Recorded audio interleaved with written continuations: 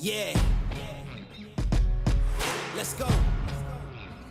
We just gotta go hard. I go the hardest. I bring the pain. Not what you used to. It's all part of the game. Yeah, I just gotta go hard. I just gotta go hard. Go hard. Go hard. Yeah. Oh yeah, the beast back. Adrenaline pumping through my veins. Can't relax. Original. I am not the same as And welcome to the NFL show on the Soldered On Sports Podcast Network, brought to you by First Round Collectibles and Total Apex Sports on Twitter Live, on YouTube Live, and on Spotify, not live. But regardless, whether you're watching live, not live, we're thankful that you are here. Thank you for joining me, Mark Sauter, and my good buddy, Joe. Hope everyone had a great long weekend. A great Labor Day. Labor Day means a lot of things, family, relaxing, or maybe you're like Joe and I, probably just working at some capacity, whatever it is that we're doing. But really, we all know it means one thing, and that means football is back. We are here, ladies and gentlemen. We are what? 2 sleeps away from football returning. Full week on the NFL show here on Soldered On Sports. We will talk all about it. But first, again, I am Mark. He is Joe. Joe, how you doing, man? I owe you. I'll just whatever. We're live. Doesn't matter. Who cares? Massive apology. Life is crazy. You've been waiting. I kept you waiting, but we're here and we're ready to break down our last division preview before the NFL kicks off on Thursday. Two of the funner divisions, I think. I think they're very competitive. I think a lot of yeah, we the North, AFC, Yes. always Yes. always a fun time, always physical, always cold. Cold. They're all cold places, you know. Not all of them can have domes like Minnesota does. So yeah, it's gonna be fun. I'm ready to lock in. Football, like you said, 2 sleeps away. I don't have to watch sports and that I pretend to like now. We're ready to lock in on some good stuff. So I'm ready, man. Let's lock in.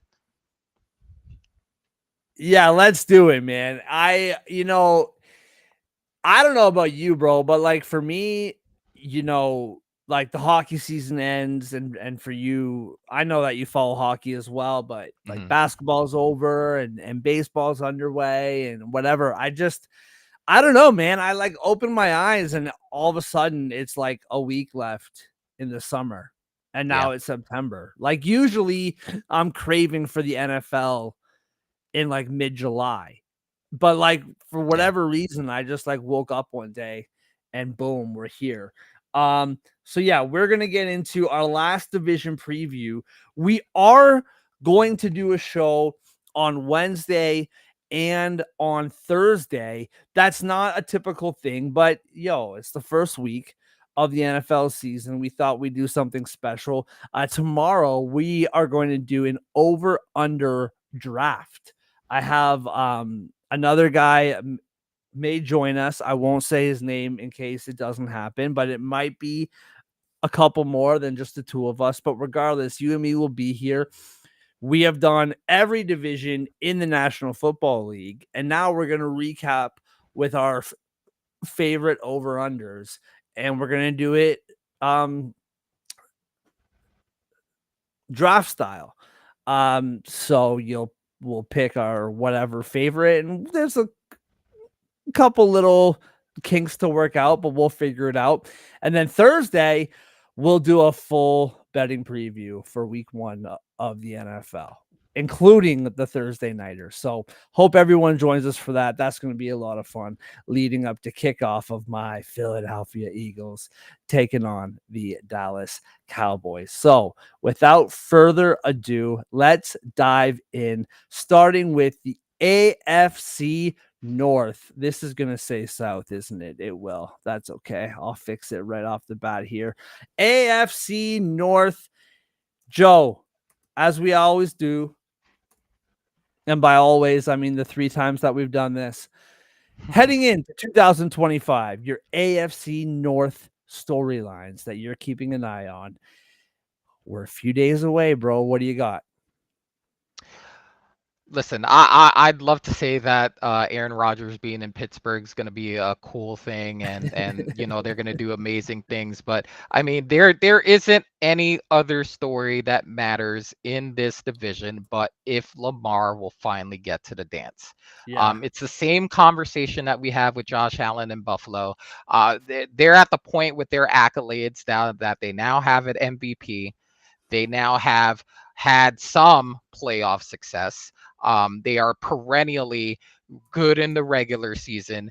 So now the conversation now doesn't matter over, and they've reached the Peyton Manning and the Colt stage of their careers. Nothing else matters but a championship. So the Yeah. story for me in the AFC North is, will Lamar get there? Yeah, I feel like I say this every single time we do this, but like I say to pick one, and you're right, dude. You can pick it. It's Aaron Rodgers. I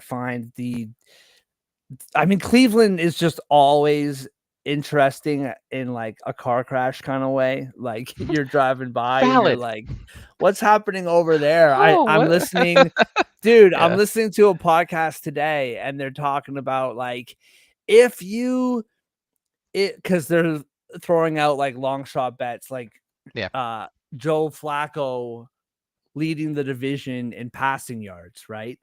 And like some long shot. And it's Yeah. like, well, if you like that bet, then you should bet them to make the playoffs at plus whatever. And it's like, oh, okay, hold on. Oh. Their over under is 5.5. Let's not get carried away. For me, I think that what you said is you're probably right. I think for me, just to do something different, it's can Cincinnati start on time, and can Valid. Cincinnati, what is their defense, right? Because like to me, Man. I thought Joe Burrow was phenomenal last season. I feel He'd have like he been would have MVP been if he had a defense. dude. 100. That's exactly what I was gonna say. You're 100% spot on, dude. He's losing games like 41-38, like every week. Yeah. And I know not every week, but you know what I mean. Like Yeah. to me, 2 years ago, that defense, like Lula Morello was, or that's how you pronounce his name, right? No, Lula Anarumo. Morello. Yes, Lula Morello is a general manager of the National Hockey League. I can't keep all my Lus straight, but regardless, he was doubted as like the second coming of Vic Fangio. Like this guy is like this like defensive guru and incredible defense. And last year they were awful. Fire him, bring in somebody new. The personnel hasn't changed all that much in the last 3 years. It's changed like every other personnel changes, but it hasn't changed so much that it's all of a sudden garbage overnight. So now they bring in somebody new. That to me is huge for me. Is like if this is a bizarre thing to say, but like I feel like the course of this division relies on the defense of the Bengals. Like, are we gonna see Baltimore just like run away with it again? Obviously Pittsburgh, there's a lot to talk about there. But to me, Cincinnati can't win in the first 2 weeks of the season, and their defense was horrendous last year. And I'm really curious to see if either of those change. All right, let's dive in to the AFC North, starting with the Baltimore Ravens. Last year, 12-5.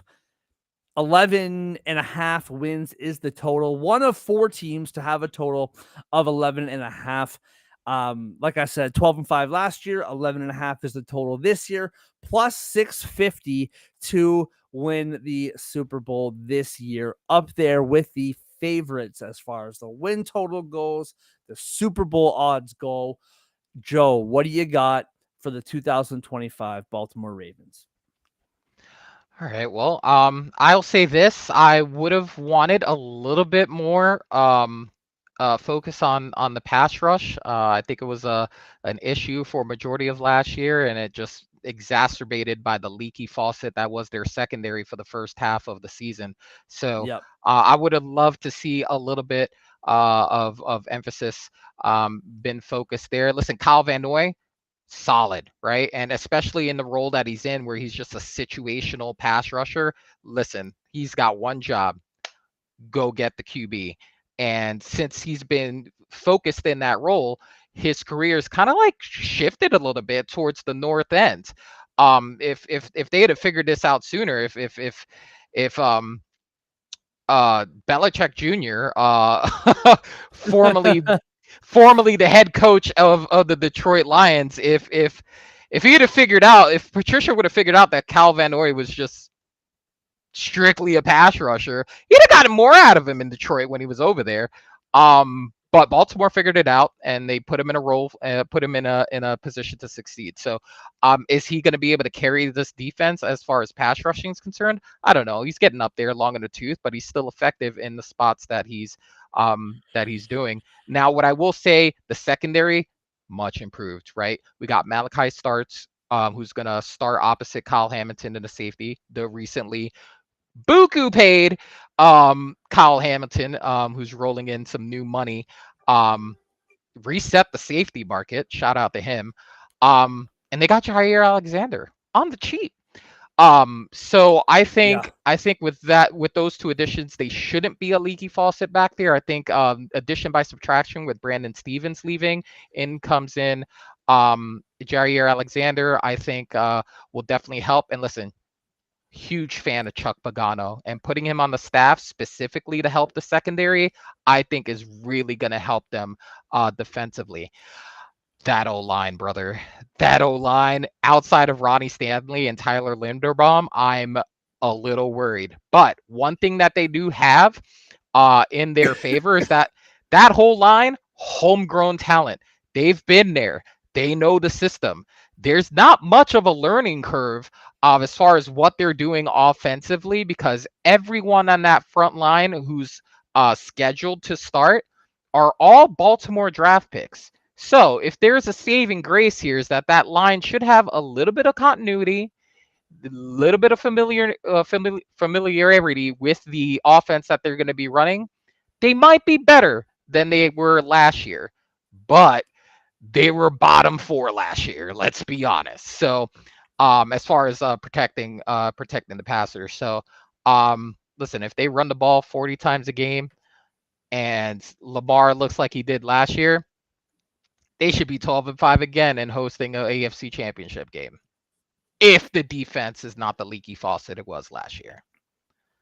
Yeah, I feel like this is a classic team at this point that is like,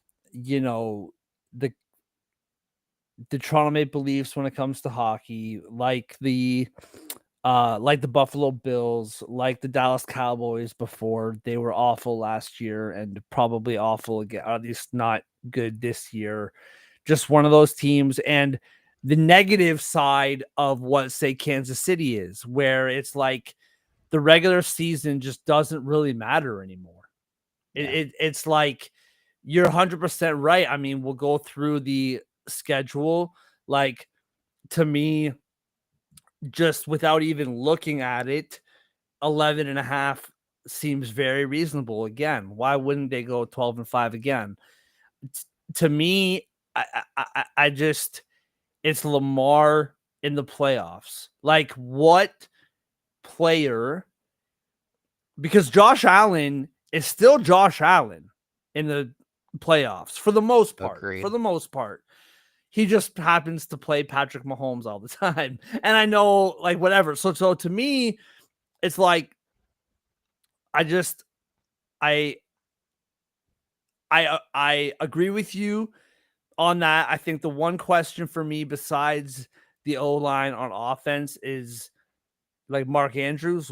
What is he now? Is he still a very valuable weapon, or is he on the backside? I don't know. I think on defense, I love adding Jair. yes. The name escaped me. Yes, I love adding him. Health. As far as a player and his talent, his play is still at a very high level. Yeah. Just can the guy stay healthy? I think that's the reason why he's not with the Packers. Really, I would assume. I haven't done a deep dive on this, but I think one of the biggest reasons why he's not with them anymore is probably his health. We'll say health and attitude. So we'll say. Yeah, attitude. I mean, that's just a classic trait that you have to have if you're in the NFL. One of those premier positions, right? To me, man, I think like this team could sneak into a wild card spot and it wouldn't matter because it's the playoffs. What is this team going to do when the playoffs come around?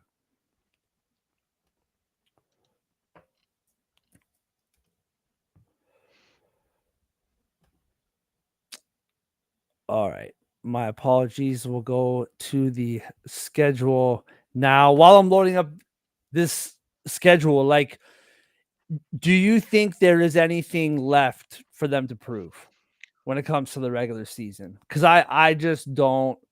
Like our good buddy Jordan just said here, the question isn't in the regular season, but for January. Do you think they have something left to prove here? Because No, I have a hard time. I don't. But and you'll get to the schedule, obviously. But it is. Oh, brother, the beginning of this season is going to be rough. We're gonna know very early about this team. And I know certain teams, they can play themselves into a role, into a run. But when you pull up the schedule and you see those first 5 games, we're gonna know very early about the 2025 Ravens. Yeah. So right off the bat, and this, I feel bittersweet about this. I don't know. Like, again, I know most of our viewers probably don't care about the NHL, but the opening night for the NHL is very like lackluster. Like, there's just teams in there that are there for TV purposes. Like, you have Chicago with Connor Bedard and Pittsburgh with Sidney Crosby. Both those teams stink, but they have 2 Marquee, superstars, like marquee players. Yeah. Yeah, exactly. You have the Panthers. I can't remember who they're playing. It may be one of those 2 teams, but whatever team the Panthers are playing, they stink. So it's like you have these like marquee players, but the teams involved in opening night suck.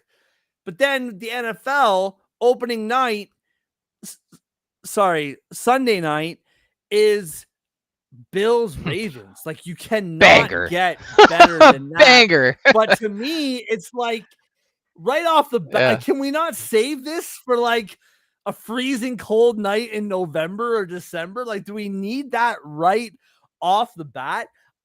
So right off the bat, we do have the Bills in Buffalo, a home to the Browns, home to the Lions, in Kansas City. And then, like you said, to round off those first 5 weeks, home to the Texans. To me, I already have the Bills here. Spoiler alert for our betting preview in a couple days. I like the Bills in this spot. They have to beat the Browns at home early in the season. Then you have the Lions again at home, which I actually like the Ravens in that spot. That's a Monday night game. And then Sunday, week 4, is in Kansas City. Just a little side note, we're going to talk about Green Bay in a little bit. The Sunday nighter, week 4, you have the Chiefs and the Ravens at 4:30. The Ryder Cup is on all day for you golf fans. And then the Cowboys and the Packers are the Sunday night game that night. So that's a fun sports day. If I say so myself. Shout out to the YouTube chat. David, hello, my friend. Good to see you. Thank you for checking in. We appreciate you. Hope you enjoy the show. After the Texans week 5, you have the Rams at home and then a bye week, followed by the Bears, Dolphins, Vikings, Browns, Jets. Then the Bengals week 13, Steelers week 14, Bengals week 15, Patriots, Packers, Steelers. So you're 100% right, man. Those first 5 weeks, if you can get out of there 2-3, 3-2, then you play the Rams at home. I think as much as I do like the Rams this year, I think that is a very winnable They've game. been very leaky If you can against the get run two, too. So like if that's not shored up, I mean Barkley went for like 500 against this team. So if they haven't shored that 100%, up, that could be a win the other way for the Ravens. 100%, 100%. So if you can get to the bye week 3-3, 4-2, then you have the Bears, which I know people are high on the Bears. We'll talk about them as well when we talk about the other division. The Dolphins, Vikings, Browns, Jets, like those 5 games are as winnable as it gets. Like you can go on a 4-1, maybe even 5-0 stretch there. I know that's hard to do in the National Football League. Dolphins, Vikings, Browns are all on the road.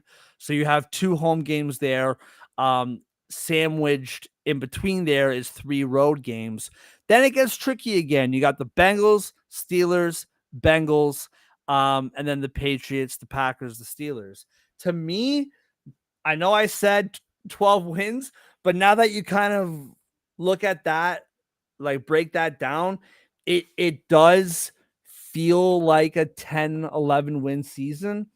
I think, again, I know that it's a divisional matchup, but I think the defense of the Bengals has a huge part to play in this because I don't think the Bengals are going to put up 38 against this defense. That defense, the unknown of the Bengals defense, worries me that you're looking at like 2 Cincinnati losses there. I don't know.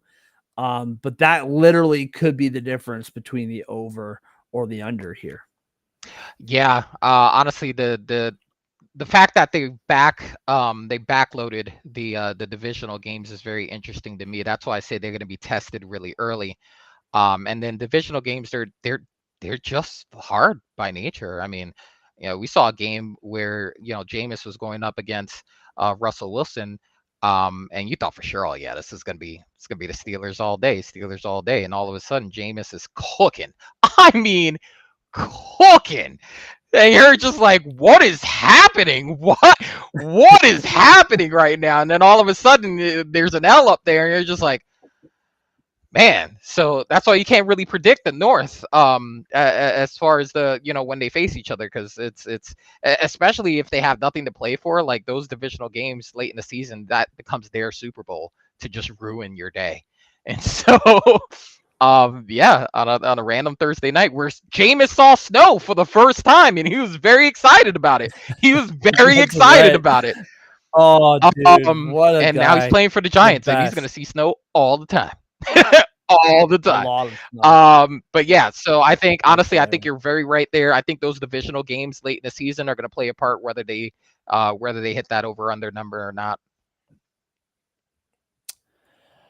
All right, moving on to the Cincinnati Bengals. 9-8. Their record last season, 10.5 is their over this year. 16-1 to win the Super Bowl. I mean, like we said, Joe, like 9-8, it's the slow starts that has seemed to happen every single year. Like, I honestly think, and again, I should know this off the top of my head, but I'm willing to bet you that in the last, 4 seasons, in the first 2 weeks, they may have won 2 games in the first 2 weeks if you combine the last 4 years.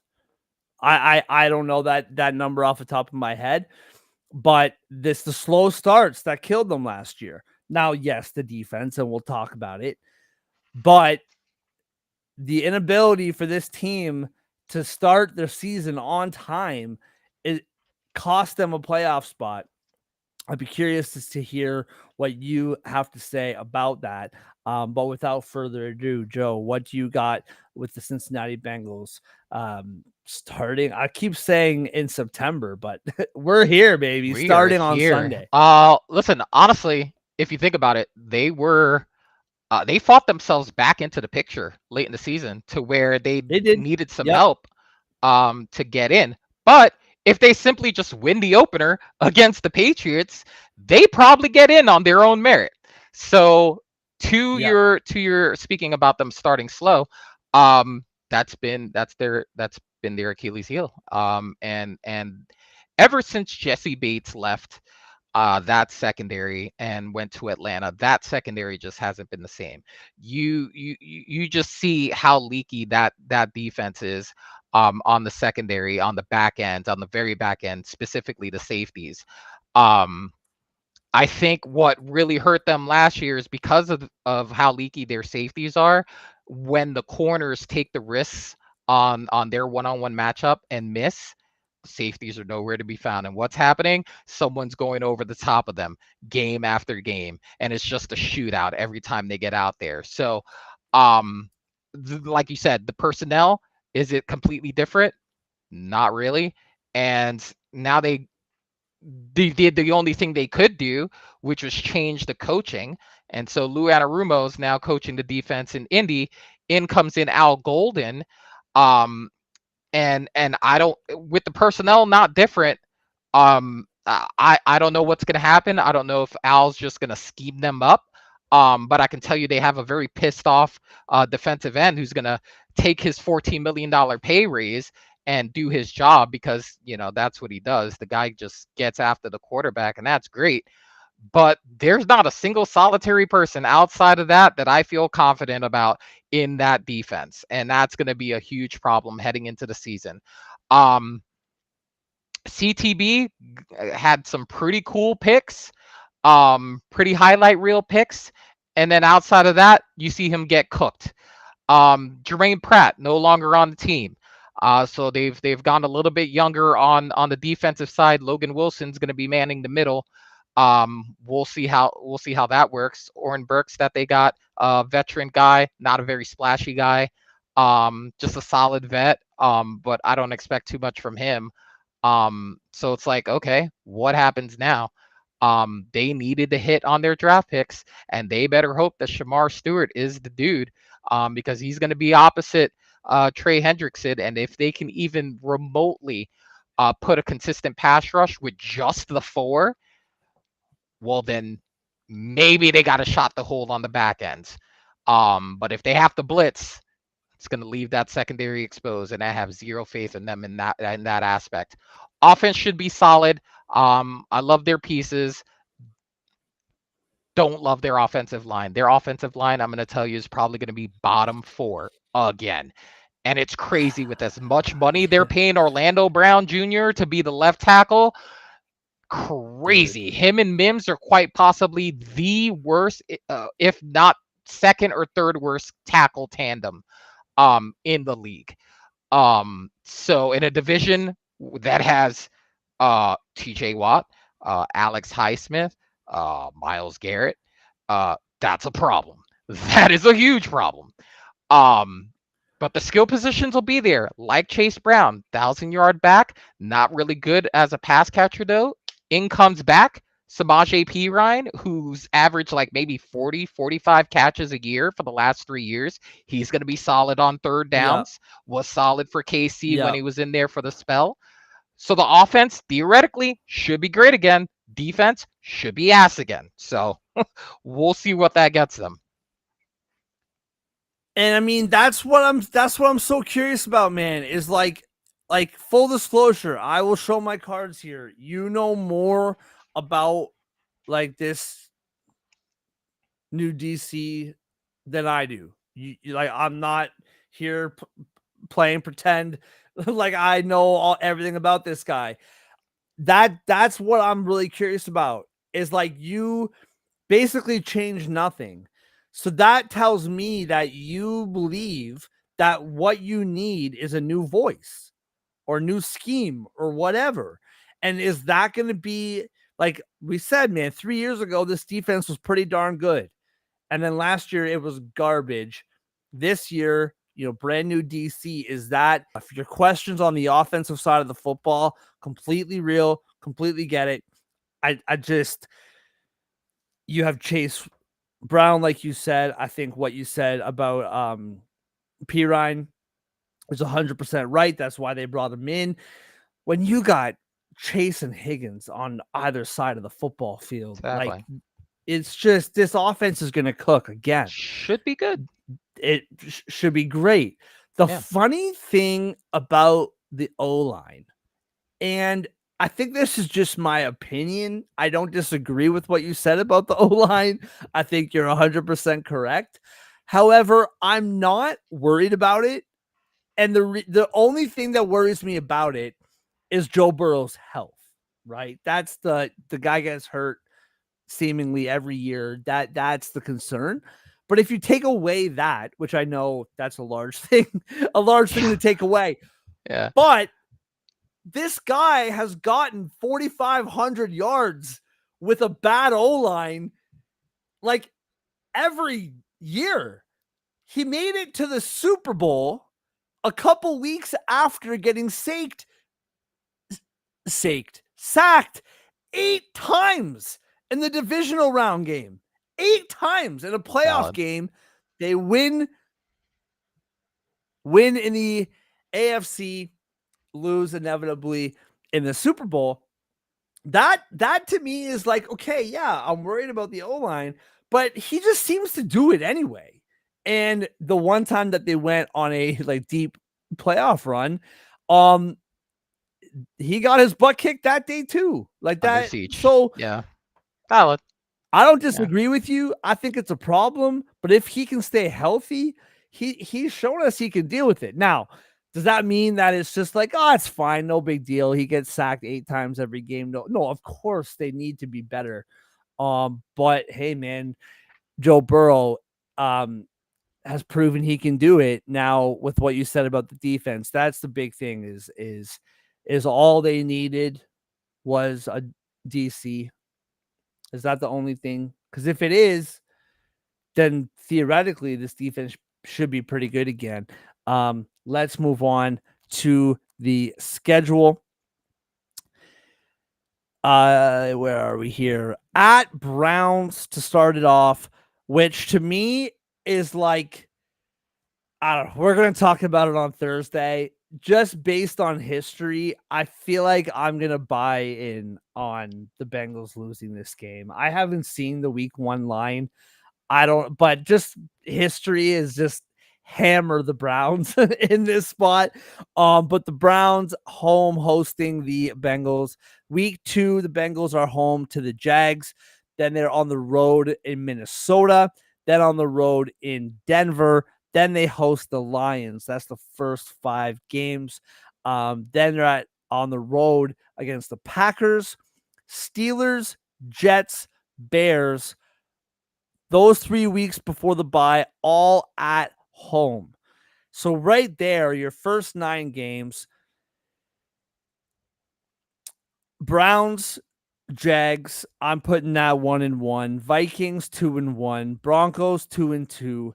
The Lions, again, I know it's the Lions, dome team on the road, not in a dome, but again, man, it's so hard to put any of your hard-earned money on an over/under spot with this defense. You just don't know. So those first 9 games wrapping up with a 3-game homestand, what do you see there? I think I think they'd be lucky to be 4-5 in that stretch. Lucky to be. I think they'd be lucky to be 4-5. I think from the Vikings to the Packers, all honesty, I think from the Vikings to the Packers are all losses. I got them losing all 4 of those games. So now you're at 2-4. You're at 2-4 with the Steelers, Jets, and Bears. I don't see better than 2-1 here. So I would have them 4-5 heading into the bye. Wow. Just given who they're playing and given perennially what we've seen from that team to start the season. Yeah. I mean, that is a tough stretch. 4 out of the first 6 games on the road. I agree with you. I think they can beat the Vikings. That game I'm not so worried about. Although we'll talk about it. I'm not as low on the Vikings as a lot of people seem to be. I agree with you about the Broncos. I agree with you about the Packers. I think the Steelers, that's at home Thursday night. By the way, do the Bengals just get shafted every year with that Thursday night game against Steelers? I feel like every primetime game again with these two teams is always the Bengals on the road. I could be way wrong about that. That's just my memory, but I mean, it's I not feel even like they get just shafted that. every year with that. It's not even just that. It's also 4 days after the Packers game, which is why I have them winning the bottom 2 of those games. I have them winning the Jets game and the Bears game to get to the 4, but I have them losing that first Steelers game because of the 4 days in between. Yeah, that's a great point. 2-1, 2-2.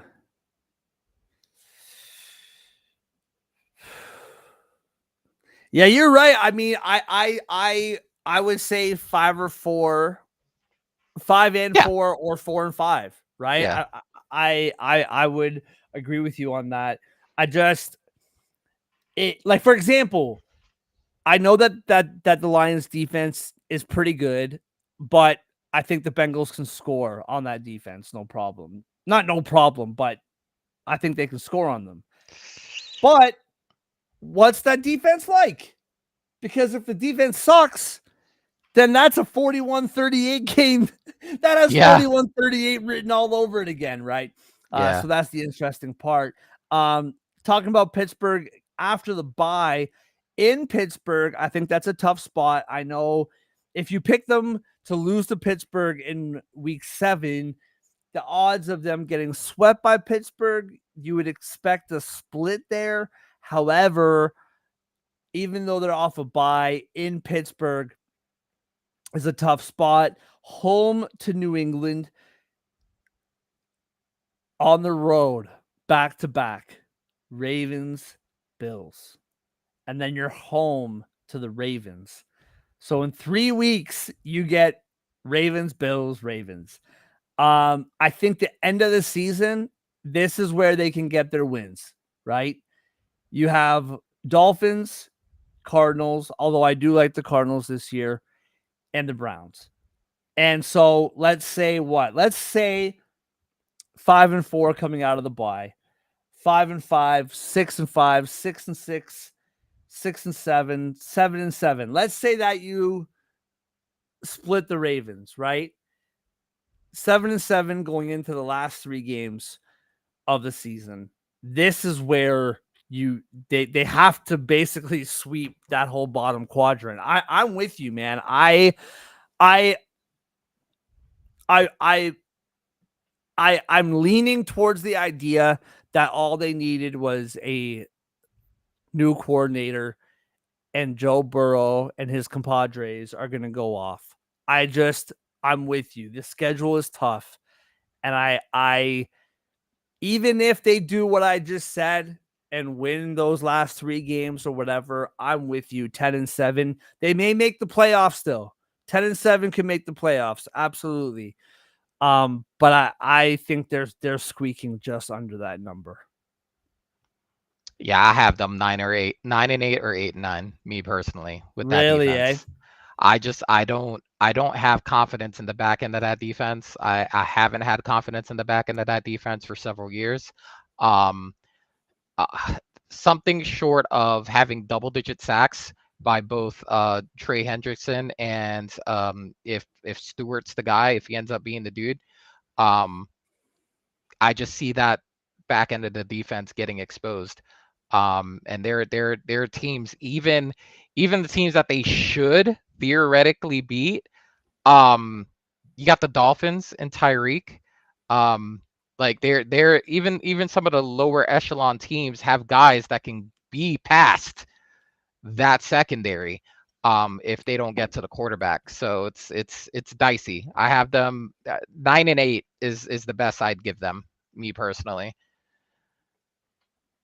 Yeah, I mean, listen, man, I can't argue against it. I've already said it a million times that I want to beat a dead horse, as they say. To me, that's the thing. Like, if the defense can recover from last year, I think they're a 10-win team. And if they can't, then they're not. And it's really quite that simple. If they're I know middle that of the sounds pack, they could be a 10-win season. Yeah, If they're you're even right. middle of the pack, they don't even have to be top 10. If they could be just in the middle and not in the bottom 4, they could win 10 games. Absolutely. You're right. Yeah, you're right. 100%. All right, let's move on. Oh, man. I feel like, okay, to me personally, I feel this is just me. The Packers, we're going to talk about the whole Micah Parsons thing when we get to that division. These are the 2 teams that I'm fixated on. If we're looking at all 8 teams, these 2, the Pittsburgh Steelers being one of them, and we'll talk about the Packers later on. I am so opposite of what I'm hearing a lot right now. I like the Steelers team, Joe. We'll talk about it. Spoiler alert. Ooh. I don't know, man. I'm hearing everyone say that they're gonna this and that or whatever. And then the Packers, we'll talk about the Packers. But 10-7 was their total last year. Now, typically in the gambling world, of course, this isn't always guaranteed, but typically your total is 1 win above last year or 1 win below last year or the same as last year, just with a half. 8.5 is their total this year after going 10-7 last year. And I find that really interesting. 50-1 to win the Super Bowl. Joe, talk to me, man. I'm going to tell you my thoughts about it. But talk to me, man. What do you got? Pittsburgh Steelers 2025. Man, it's going to be interesting, right? Because on paper, you see Jalen Warren, DK Metcalf, 2 solid tight ends in Freiermuth and Jonnu Smith, and you're thinking to yourself, okay, the framework is there.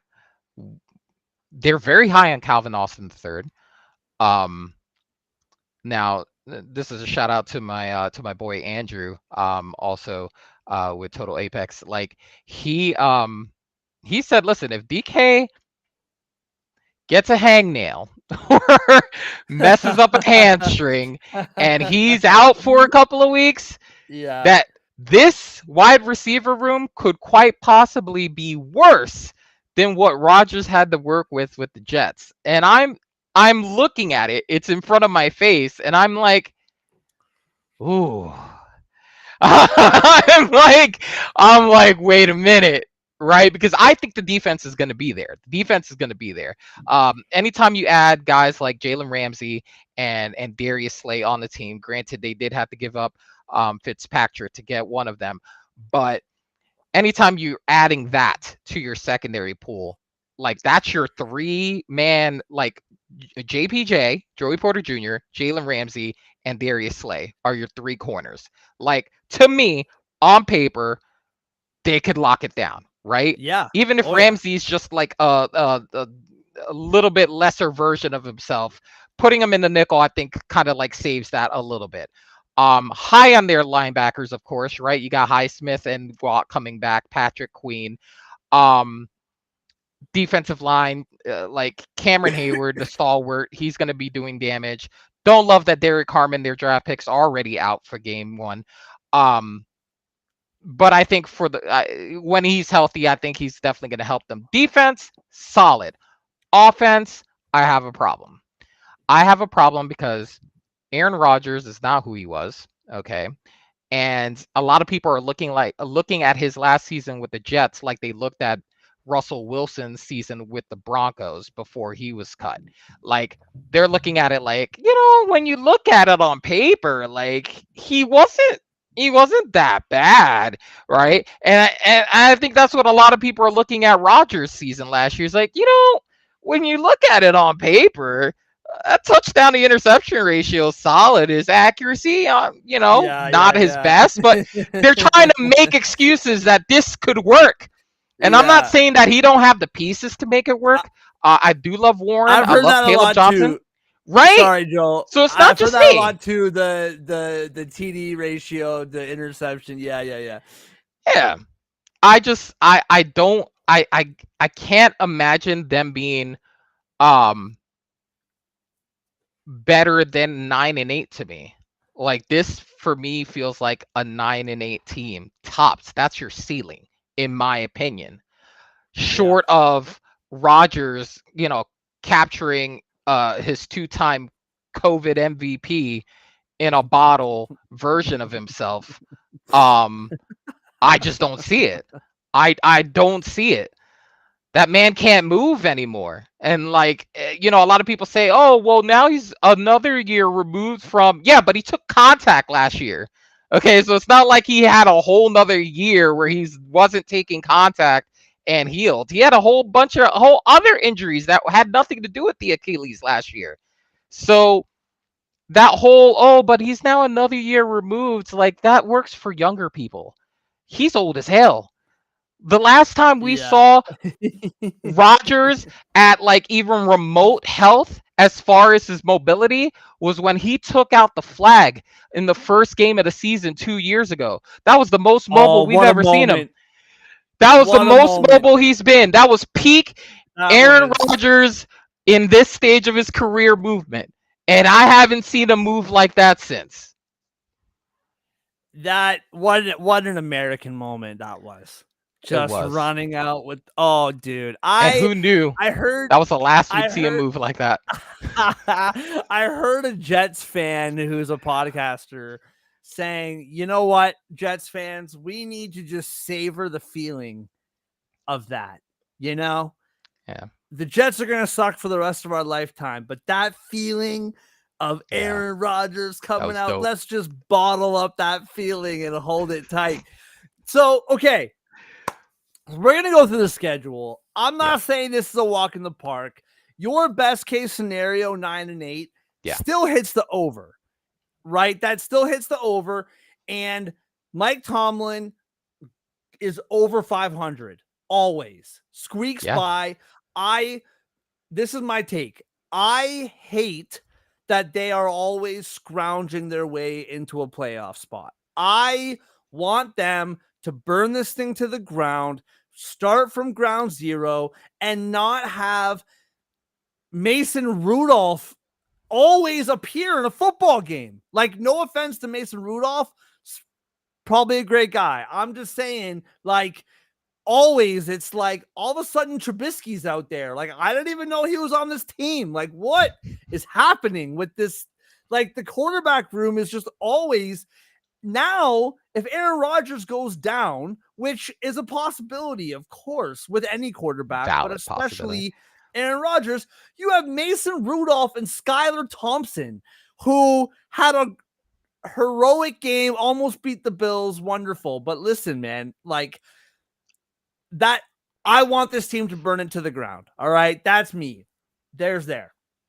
Now, my father-in-law is a diehard Steelers fan, and I'm an Eagles fan, which would be a problem if we were from Pennsylvania, but we're not, so it's fine. Now, this is my take.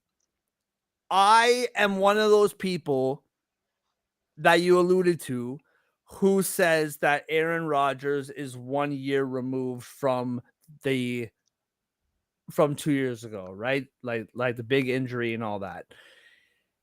I think for any player to be 2 years removed from something like that is really important. Even more so for a 40-year-old player, right? However, on the other side of that coin, he is 40 years old. So, like, eventually the wheels have to fall off. He's as good as Aaron Rodgers is as a quarterback, his legacy. Would you put him in the Hall of Fame? That's a whole other conversation. But, dude, he's a legendary quarterback. That can't be taken away from him. He's still not Tom Brady. This guy's not playing until he's 45 years old at a high level. He's not. This is, if there's any high level football left in this guy, it's this year, maybe next, but I don't see it going too far beyond that, right? I think DK Metcalf, obviously having George Pickens there was really exciting. They needed to get rid of him. I'm going to get to that in a minute. I like DK Metcalf a lot. Very good receiver. He has his problems, his issues on the field, but still a very good receiver. The running back room worries me, although I really like Kenneth Gainwell. As a Birds fan, they added a lot of former Philadelphia Eagles players to this team, so maybe that's something. To the O-line, to the running back room, to the defense. They didn't have to go far, so good for them. No, Good they on didn't. them. They didn't. Yeah, that's right. They didn't have to go far at all. Yeah. So I don't mind the offense. Aaron Rodgers, I'm willing to believe that 1 year removed, I think now is his last test of, do you still have it? Last year, I'm not defending his season last year. I just think last year it's not fair to put the expectations on him that were on him. Now that comes with the position, that comes being a quarterback in New York and in the National Football League. But 40 years old, coming off that injury, it's okay to have the year he had last year. But now, if you're fully healthy, you've done a bunch of drugs in the offseason or whatever it is that you do, and you're ready to go, then like now's the time to go. The defense, I'm with you. Everything you said about the defense, I won't repeat it. I agree with you 100%. This is where I have a problem. If all of that, you and I would disagree, I would put this team at a 10-11 win team. I really like the idea of what I see here. Where my mind goes off the rails is Pittsburgh and Mike Tomlin are no drama people. It's a no drama city with a no drama coach. All right. Every high drama player has either fixed his drama and smartened himself up, a la like Ben Roethlisberger, or they've left, a la Antonio Brown, right? Like this is, I don't see these two. Drama and Mike Tomlin don't coexist. You have Darius Slay, who in Philly, that big, boisterous, say what's on your mind, that personality fits because that fits the fan base, right? In Pittsburgh, I don't think it flies, no pun intended, as well. That's my opinion, okay?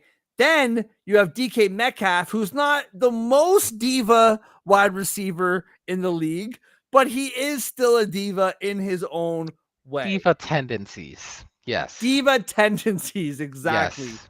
Yes. Then you have Jalen Ramsey, who, Oh, again, valid. right? He's got a mouth. Then, Yeah. dude, then the Yeah. creme de la creme. You have Aaron Rodgers coming on Pat McAfee every Tuesday, telling all his secrets to the man himself. This is what I'm worried about with this Steelers team. As funny as this sounds, it cannot be quantified. Maybe we'll never really know how all this plays out. Only the people in the locker room will. But to me, I just think Mike Tomlin is the most business-like, go out there, get the job done. He always has players like a TJ Watt who just go to work, man. Like, you don't know nothing about them. There's nothing. It's just go to work, get the job done, play at a high level, squeak our way to over 500. That's my big thing with this team is there are so many high drama personalities in this locker room. And I am so curious to see how that fits in with Mike Tomlin. Now, on the other side of that, the positive side of that is Mike Tomlin strikes me as a guy. You are a veteran. You have earned your stripes in this league. Do what you want. Just come here on Sunday and play football. And so maybe that's what it is. Maybe it doesn't matter what the drama is.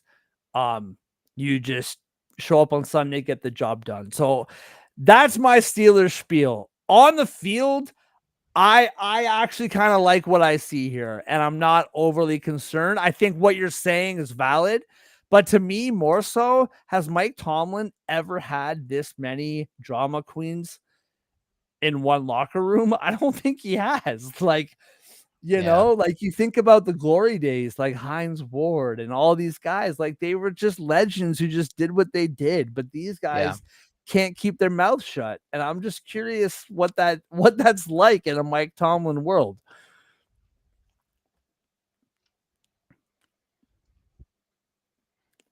All right. Moving on to the schedule really quickly. We'll fly through this. Of course, week one's against the Jets in New York, right? The NFL can't help themselves. They just can't help themselves.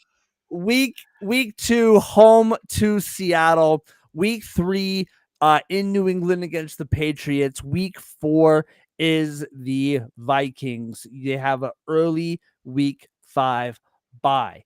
Right off the bat there, I like that as a 3-1 start, in my opinion. I think they beat the Jets. I think the Seahawks are a beatable team, although they're a frisky team. I think you can beat the Seahawks, especially your home opener. The Patriots, believe it or not, I'm not super low on the Vikings. I don't really know what I'm doing with that Minnesota team, to be honest with you. But I'm a little more worried about the Patriots spot than I am the Vikings spot. I can't really put a finger on why. I think they lose one of those two games and go 3-1 into the bye. Then they're home to the Browns in Cincinnati, which I think we both chalked up to a win for Pittsburgh, right?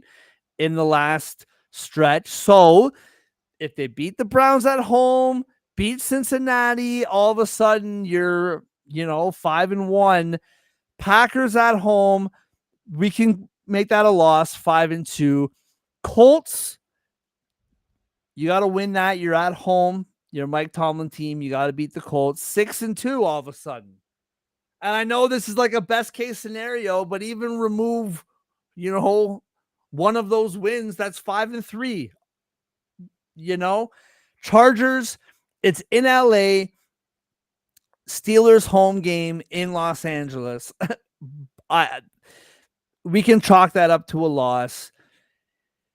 Bengals, again, then week 12, you're in Chicago against the Bears, week 13 against the Bills, 14 against the Ravens, 15 against the Dolphins, 16 in Detroit, 17 in Cleveland, week 18 home to the Ravens. Ravens might be home and cool by then. And you'll probably need the win. But to me, dude, if you can go 6-2 in that stretch, if you can take advantage of the first 12 games of that schedule, 11 games, 8.5 seems like a pretty reasonable clear to me. And maybe they're not, like, in my head, I'm thinking like 10-7, 11-6. Like, I like this team a lot. But even if they just do the bare minimum, this should clear the 8.5, in my opinion. Very, very winnable games early. I do agree with that. Two things stand out for me towards the end of the season. That Dolphins game is at home, and we all know what Dolphins do in the cold. So that for me would be a Steelers win. And then we don't know, the Ravens could be 12-4 heading into that last game of the season, and they may have a seed already sewn up to where they're not starting anybody. We saw the Chiefs damn near like bench every single important person on their team against the Broncos at the end of the season, and the Broncos waxed them. So that Ravens game could be, for me, that second game, that could be the difference between 9-8 and 10-7, possibly, potentially, I think. 100%. Yeah, I'm 100% with you. Just a quick shout out to our guy Brady. Sorry I missed this, brother. Mike Tomlin might be the greatest coach of all time. That seems like an insane comment, but I don't know. I can't argue it. He's a great coach. He's one of the most consistent. We now know he's one of the most consistent. I'll say that for sure. We now know that Belichick is overrated. That is offside comment. Although what happened the other night was last night, brother. That was outrageous. Was outrageous.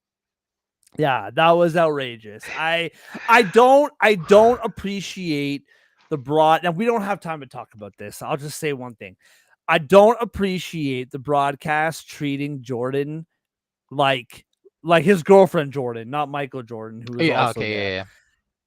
Treating Jordan, whatever her name is, like Taylor Swift in a broadcast. Like, dude, like, he's dating a 24-year-old. We all know this. We all know what she looks like. We all know that Bill is living his best life at 76. Bro, there was nothing else. There was nothing else to do, bro. They were out.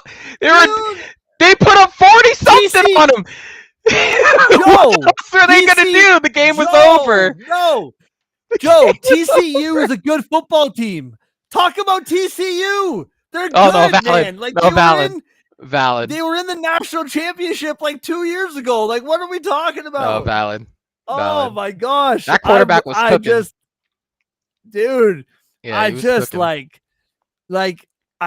I love the mermaid thing. Like Bill catching a mermaid. That picture is one of my all-time favorite photos. Even out of all my family, my kids' pictures, that picture is top 5. But like, oh my goodness gracious. No, you're right. You're right.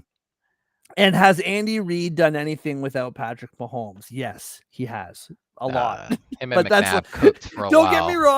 Don't get me wrong. He needed Mahomes to win a Super Bowl. I'm with you there. Fair. But he was a very successful head coach before Mahomes was even born, probably. All right. Moving on. Wrapping up this division, we're going to fly Cleveland Browns. Full disclosure, I don't have a lot to say about this team. I don't really know the total. I'm a little surprised at how low this total is, if I'm being honest with you. But 3-14 last year, 4.5 wins is their total this year. 100-1. I've seen in some books that number has been bumped up to 5.5. So you can take the 5.5, the 4.5 is what I'm seeing here. 100-1 to win the Super Bowl. What do you got, man? Cleveland Browns. I just don't. I think the defense is going to be solid. The defense always seems to have their moments.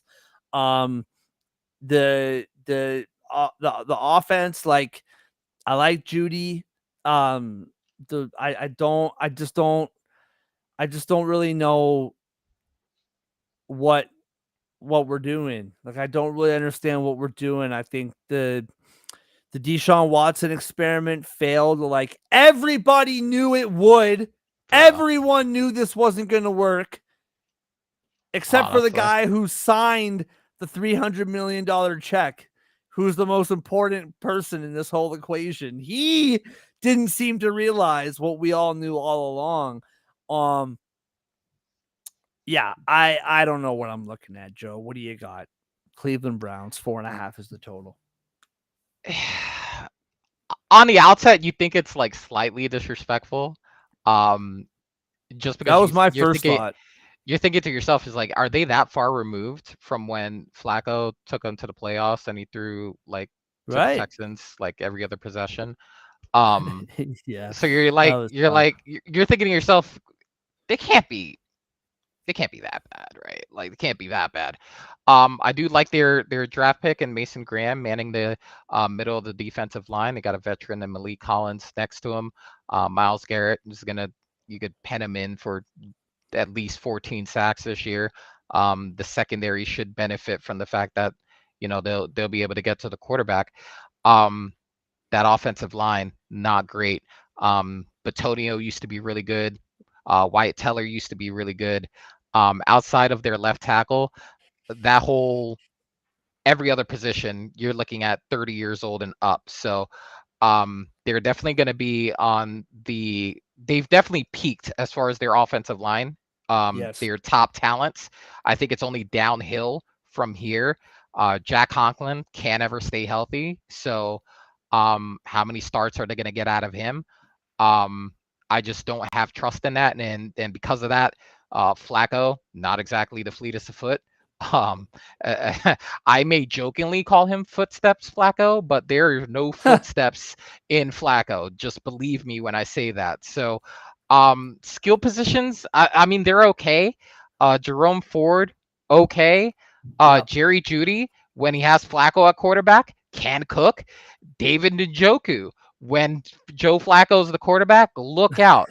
When we talk about our fantasy numbers, like futures and stuff later on in the week, I'm gonna have some David Njoku stats for you. Okay. When Flacco is at quarterback, just keep an eye out on him. He could cook. But I just worry about that offensive line and protecting Flacco, and how soon before we see Gabriel or how soon before we see Sanders is the question. Is Judkins signed? I don't know if he's signed yet, but he's on the depth chart a second. So maybe I missed the announcement, but we're gonna have to see a lot of him. How much do they put Isaiah Bond in there? Recently signed after his legal trouble was resolved. Cute pieces. Offensive line, not great. Quarterback, mediocre. But I think they could win 5 games. I think Joey Flacco can get you 5 games. I think so. I mean, he had 4 games just in his little stint to get them into the playoffs. Yeah. I think what Yeah. they're saying here is the attrition. They're saying the attrition and what they saw from him in his brief stint last year with the Colts that have them fading Flacco. Yeah. I mean, listen, I mean, like you said, man, like Jerry Judy, I think Cedric Tillman is an okay option. Like he's not a wash by any Yeah. means. Like Njoku, like you said, dude, the guy, he's a truck. The running back route, like Jermaine Ford, he was a backup for a reason to Nick Chubb. We'll see what he does now when he has like the reins. I think the O line, again, in my humble opinion, like you alluded to, you didn't say this, but you alluded to, probably the worst it's been in a few years. That O line used to be how they won games, right? Nick Chubb, give him the ball, and the quarterback will just like manage the game, and that's not how it is anymore. It's quite the opposite now.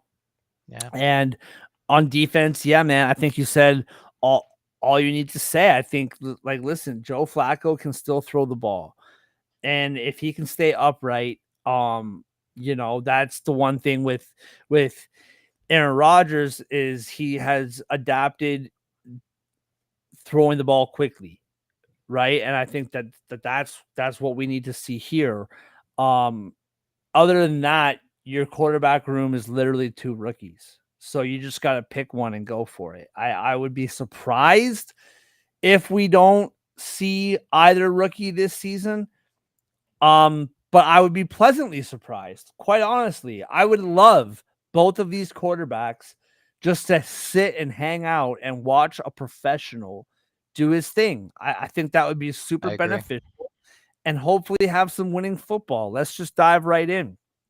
Starting off this season. Oh, yeah. Why wouldn't my computer just take its time? That's the most important thing. Oh, Just take your time and do what you got to do. This oh, is it, right? that Those beginning is first, brutal. dude, those first 6 games, that Holy. that's it right here. Like, That's why their number is 4.5. that's it. Bengals, which again, you're home against the Bengals week 1. The Bengals can't win in week 1. That's just a fact. So I Yeah. don't mind Fade the giving them that Bengals. win. Heard. Got it. I don't mind giving them that win. Then you're on the road against the Ravens. You're home to the Packers. On the road to the Lions, home to the Vikings. On the road to the Steelers.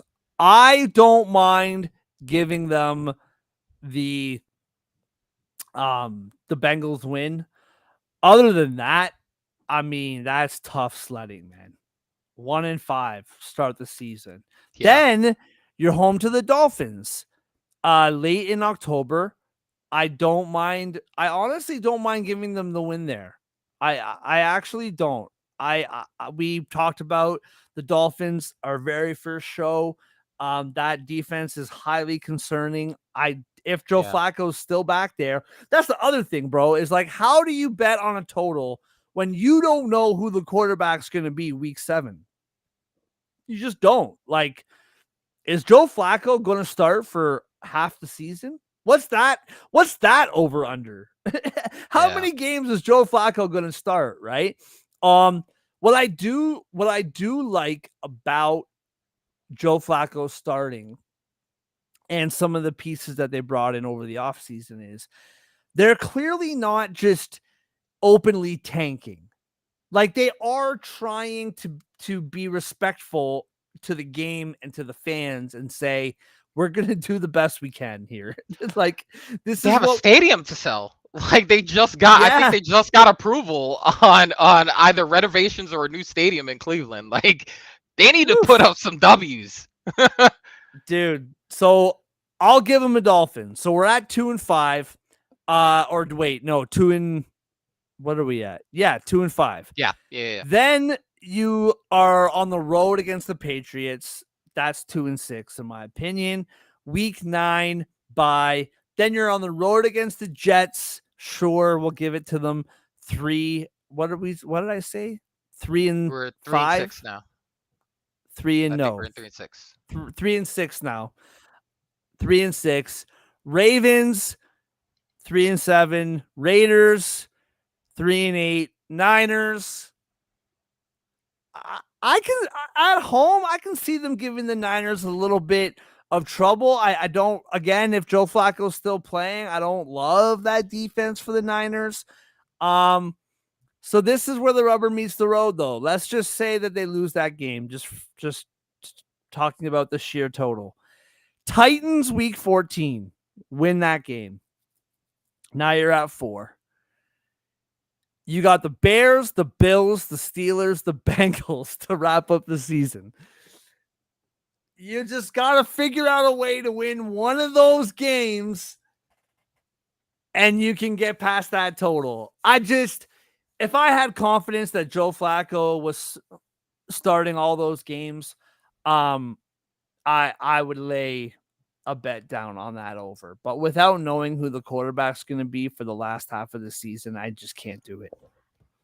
No, that's 100% valid. And I think the key date here, um, is the Jets game. That's where that's after the bye. Do they make a change there if the season's just off the rails? Do they make a change there to see what they've got in one of these quarterbacks? Um, and try to score another top 10 draft pick without saying you're trying to score a top 10 draft pick. Um, at that point, maybe you want to see what one of these guys has, and ride that out the rest of the season. So it'd be very interesting to see how they go into that. Um, yeah, that number. Looking at the beginning of that schedule, is like, whoa, wait, my bad. Yeah, that's gonna be tough. That's gonna be tough. Yeah, dude, that's gonna be a grind. Yeah, I don't know why. I don't know why. I have I mean, I can probably figure out why if we talk about this like I'm talking to my therapist. Like, I always root for Cleveland. Like, I want this team to do well. There's something about the simplicity of the color scheme, the simplicity of the logo. As a kid, like, yeah, that's what you're drawn to, you know what I mean? Back in my like earlier years, my music years in my 20s, I got to play in Cleveland a lot. I've spent a lot of time there. Very weird city in the sense that in most cities, they tell you, like when we would tour, we would have people say, like, don't go over there. Don't go over oh there. yeah. Cleveland is like, Cleveland's like, but that street's okay. That street's okay. Don't go on that street. That street's okay. Don't go on that street. Like, there's no like They other side they of the break it down to like an actual like streets, yeah, there's not yeah, neighborhoods, not no, uh it's yeah. streets. It's like no, It's this so particular street right funny. here. There's Be no like careful. other side of the tracks. It's just like don't go to that street, whatever. Dang, Melt, excellent grilled cheese spot. If you are in Cleveland, Melt is like gourmet grilled cheese, incredible. Rock and Roll Hall love of me grilled Fame. cheese. Um, I got a chance to walk around the lower bowl of the Brown Stadium. The security guard saw me peeking in and let me walk around. Like, it's a really cool spot. I want this team to do well. I just find it, like I said, it's just hard It's brutal. without knowing what the quarterback situation is going to be. It's just hard to really tell. All right, moving on. NFC North. Let's go. I forgot to mention off the top of the show. I did say that this show is brought to you by First Round Collectibles. What I didn't say is that right now with our promo code Sports10, you can get 10% off any sports card you want in the entire First Round Collectibles store. Promo code Sports10 for 10% off. They constantly have sales on dozens of different sports cards, up to 50% off. With our promo code, not only do you get 10% off of regular priced items, but sales items as well. 20 becomes 30, 30, 40, 40, 50, 50, 60. You get the idea. Go to firstroundcollectibles.com right now. Use promo code SPORTS10 for 10% off your order. Also brought to you by Total Apex Sports. Football season, a couple sleeps away. Baseball playoffs, the pennant races are heating up. Yankees and Red Sox hot on the Blue Jays' tail. Good thing that the Blue Jays are winning big right now. The Red Sox are as well. I haven't seen what the Yankees are doing. Basketball right around the corner. Hockey right around the corner. Whatever Yeah, you want to know, totalapexsports.com. Check them out. They also have a health website, a pop culture website, a bets website, fantasy. They got so much going on. Totalapexsports.com. Fill your boots with all you can handle. All right, moving on to the Green Bay Packers. I am so curious on your thoughts as we go over this roster, over your thoughts. Of course, I want to know what you have to say about the Micah Parsons situation. Very curious on that. Now, everybody is saying they don't like the Pittsburgh Steelers, and I disagree. The Green Bay Packers, I'm hearing so many people give Jordan Love MVP love. I'm hearing so many people predict the Packers to be in the Super Bowl.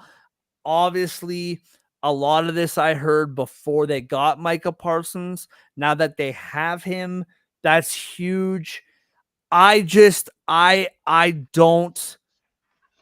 having a hard time with it. And I don't really know why. And I need you to talk me through it because for whatever reason, I like I like the receiver room. I don't love it. Obviously, having Josh Jacobs is huge. Beyond that, I don't love it. I like Tucker Kraft, but I don't love it.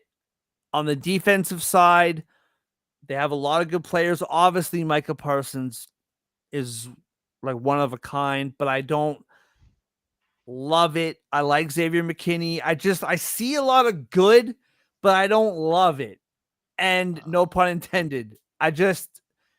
Everyone's saying this team is going to the Super Bowl and that Jordan Love's winning the MVP. And I like it, but I don't love it. And I need you to tell me why I'm right or why am I wrong.